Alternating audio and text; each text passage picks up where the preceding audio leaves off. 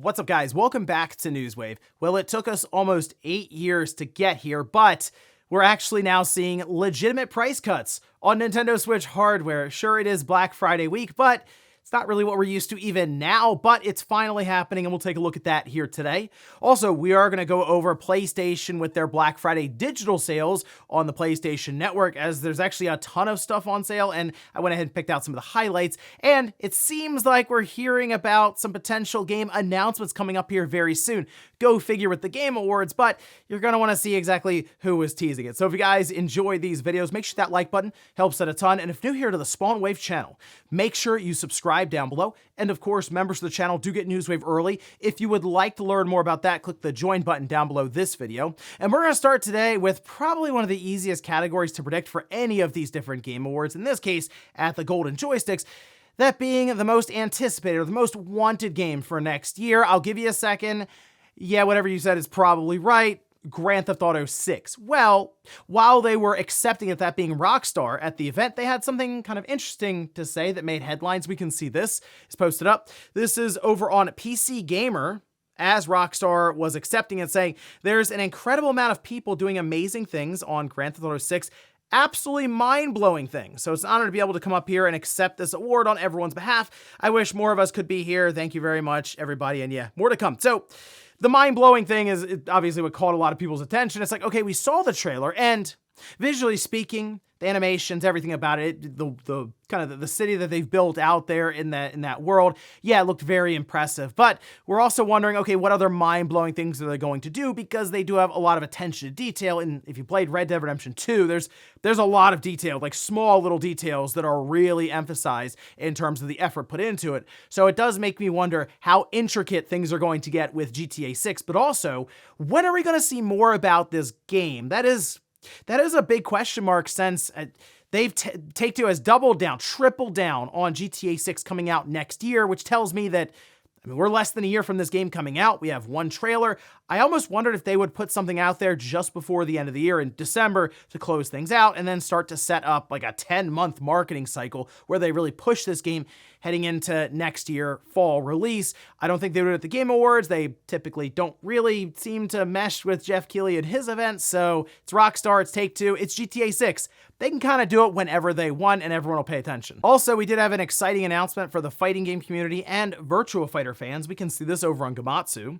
This is Sega announcing Virtua Fighter 5 Revo, R-E-V-O. That's for PC through Steam. It's based on the Virtua Fighter 5 Ultimate Showdown on the PlayStation 4. Adds a number of new elements that includes rollback netcode, 4K graphics, up to 60 frames per second, and game balance adjustments. It'll launch this winter alongside a version 2.0 game balance update for Virtua Fighter 5 Ultimate Showdown. Now, I said before, I'm not a big Virtua Fighter person. They did announce, Sega did, that their plans to have a brand new title in the Virtua Fighter franchise. That got people very excited there. So it is cool to see just something else to play, this going to PC with Revo later on this year, especially with those different enhancements. Just kind of get people refamiliarized with the franchise, although I still think that new game is still year or two off now, and it seems like Sega is also exploring other forms of media with probably something like Virtua Fighter, but definitely some of their other franchises. So we'll see how this one does heading into the winter here in a month or two with the latest update here, and then I guess at some point we'll hear about this new title later on. Oh, and we did have a random update and really addition for Nintendo Switch Online. You can see it here. Yeah, it's Donkey Kong Land for the Game Boy. So it is available now. If you have NSO, you can fire it up and start playing what was kind of a rough version of Donkey Kong back in the day. Look, I like Donkey Kong Country on the consoles, right? The Super Nintendo back then, with Donkey Kong Country 2 being pretty much my favorite one.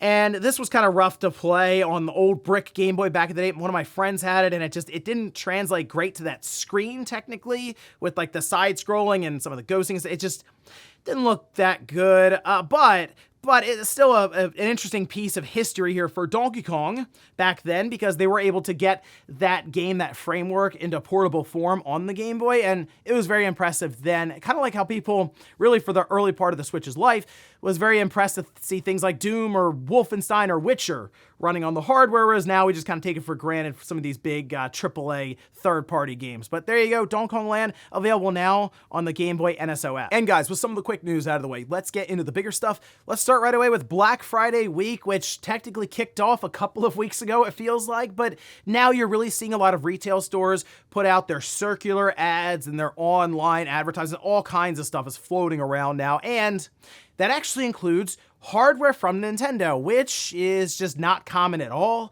I mean, we have not seen it for years now. We've seen the same bundle from Nintendo. It's always Mario Kart 8 Deluxe alongside of like NSO subscription for a few months and then a Switch. Well, it seems that a few retailers are taking matters into their own hands, and you can see, for example, Target is knocking the sticker price down by $75. So the Switch OLED that comes with Mario Kart 8 Deluxe and Nintendo Switch Online membership is down to $275. See, Nintendo thought they were giving people a great deal with just Mario Kart 8 Deluxe in there, which, okay, technically it's still a $60 game, even though it's a game that came out a month after the Switch released back in 2017.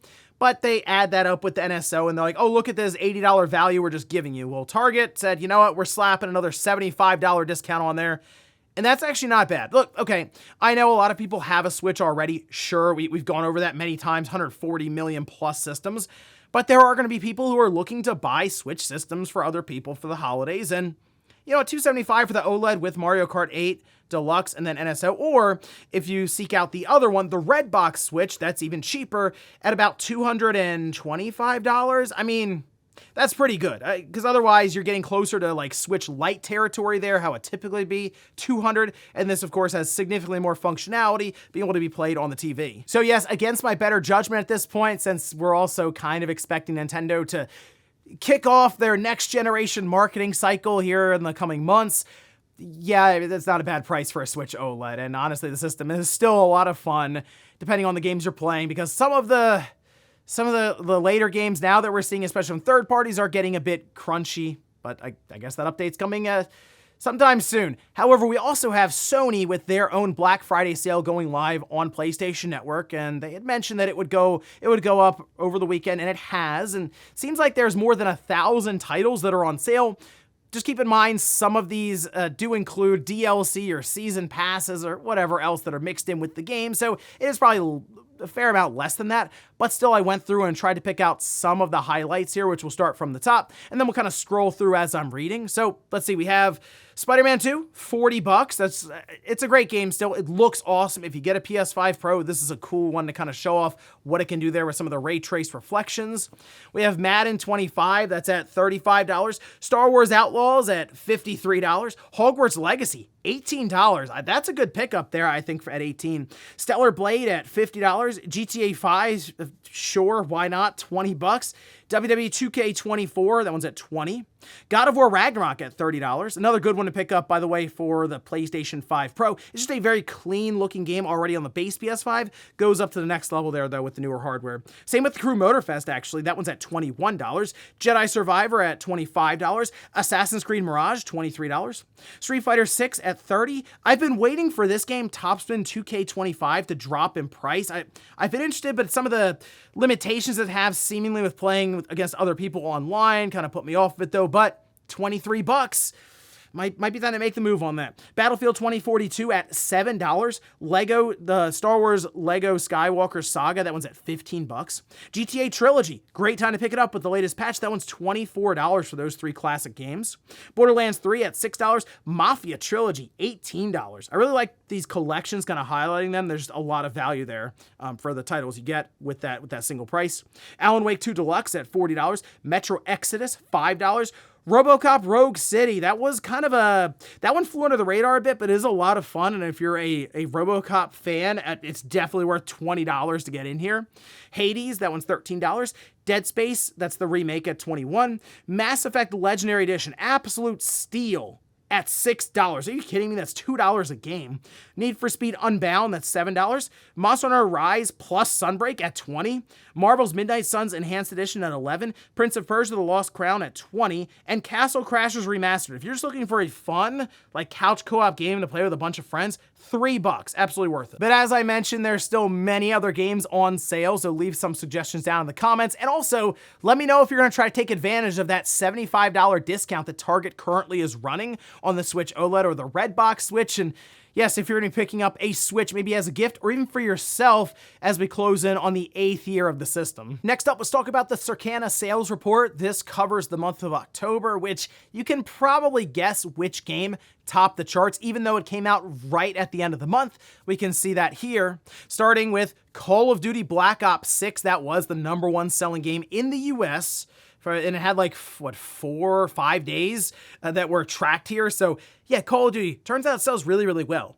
Right behind it though, Dragon Ball Sparking Zero. Then we have Silent Hill 2, Undisputed, Metaphor ReFantazio, Dragon Age The Veilguard, Super Mario Party Jamboree. That does not count physical copies, but look, the 7 of the top 20 games here were all new titles that released. And then even below that, after Madden NFL 25, is Sonic Cross Shadow Generation. So the top 10 games here, 8 of them brand new SKUs. So that's actually really cool to see that many new releases there actually topping the charts. Then we have EA Sports FC 25, College Football 25, The Legend of Zelda Echoes of Wisdom, Hogwarts Legacy, NHL 25, Astrobot, Minecraft, NBA 2K25, Life is Strange Double Exposure, Final Fantasy, oh, that's the 1 through 6 bundle. It's interesting.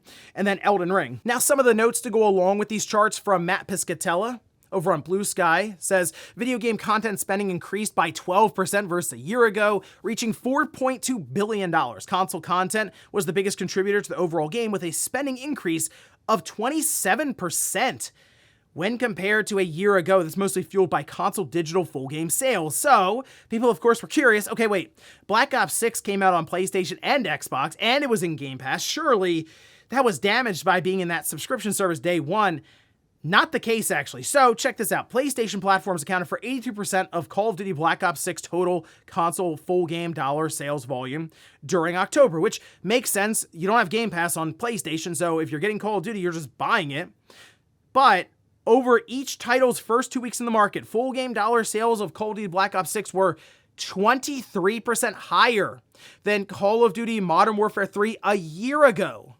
So even though this game went into Game Pass, it still outsold last year's Call of Duty that was not in Game Pass day one by 23%. Now, I will say, Black Ops, I think at this time, is just a stronger brand than Modern Warfare, which back in the day, I mean, it was all still Call of Duty, but you had fans who were like, no, Black Ops is better. No, Modern Warfare is better. Well, right now, it seems like Black Ops is winning in that regard, but it's also just a better Call of Duty game than last year. People kind of went into that year and were, okay, this looks fine. But then we got word of the campaign just not being very good, and I think it threw some people off with that. In this case, though, it's like good across the board. There's zombies mode, so there is a lot that's been packed into this game. So to me, it makes sense why it would sell more. It's just a better overall title. However, something Call of Duty did not help was technically Xbox hardware sales in terms of jumping over PS5 in the US for the month, as PlayStation 5 was once again the best-selling hardware platform in both unit and dollar sales for the month. But hey, Xbox Series ranked second across both measures, which, yeah, as we assume, Nintendo continues to kind of fall off a bit there when it comes to Switch sales, which, yeah, you'd expect that. Again, we're heading towards the 8th year of the system. It should be in third place across the board because they have more than 140 million systems out there. You're just going to run out of people to sell to. Now, it was mentioned that subscription services did see a bump as well, and it seems like Call of Duty going into Game Pass did help move the needle slightly, but I don't think it's like an overwhelming amount. However, Microsoft is in this interesting position where they're still able to sell more units than before while also pushing up their subscription service with Call of Duty. So it just seems like it was a very successful launch across the board for Microsoft and Activision, and it'll be very interesting to see how Microsoft talks about this launch specifically at their next quarterly report that'll happen actually in 2025. So we'll see how all of that goes down exactly and see what their thoughts are on Call of Duty doing really well on PlayStation while also being in Game Pass on Xbox. And in our last bit of news, let's talk about some potential announcements that are being teased here on a live stream by Christopher Judge, who is the actor behind Kratos and the most recent God of War titles, which we can see this transcribed. This is over on The Gamer, who says, the next 2 weeks, this is Christopher Judge speaking, by the way, on the live stream, closing things out. The next 2 weeks are going to be chock full of announcements and all kinds of good stuff. Thank you so much for joining us, and we will talk to you soon, closing out simply with boy, as of course, you would know playing God of War, that is a reference there to Kratos. And the immediate thought then, the way it's closed out there and kind of the hinting that there would be something at the Game Awards. And look, I can't rule that out. Sony does at times show up to these Keighley events and have some sort of announcement, and there have been discussions that there might be some sort of spin-off game from the most recent Call of Duty, maybe one with Atreus as like the main character, and maybe there's an adventure they go on or something there, sure. But there's also the potential that they're talking about the Amazon Secret Levels show. And I'm very interested in that, by the way, because we have been seeing more and more trailers around it, and I think it looks really cool. It looks very, very creative.